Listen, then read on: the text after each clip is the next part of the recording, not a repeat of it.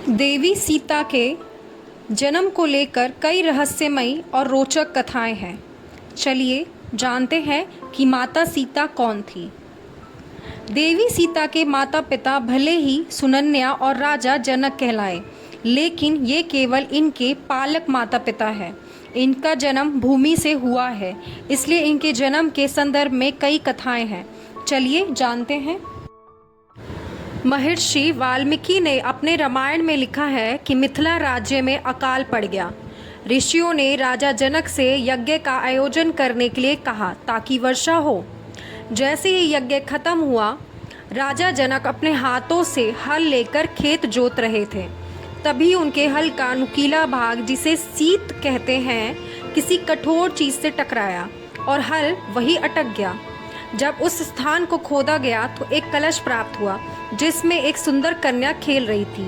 राजा जनक ने उस कन्या को कलश से निकाला और उस कन्या को अपनी पुत्री बनाकर अपने साथ ले गए।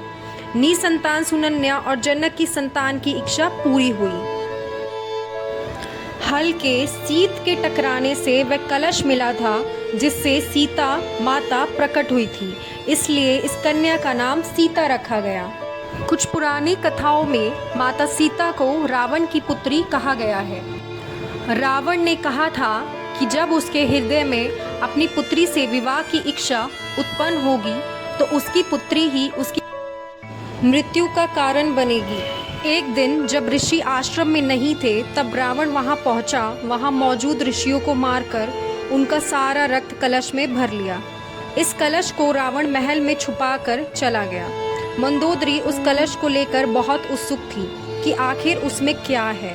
एक दिन जब रावण महल में नहीं था, तब चुपके से मंदोदरी ने उस कलश को खोलकर देखा। मंदोदरी कलश को उठाकर सारा रक्त पी गई, जिससे वह गर्भवती हो गई। ये भेद किसी को पता ना चले, इसलिए वह लंका से बहुत दूर अपनी पुत्री को कलश में छुपाकर मिथिला छोड़ आई।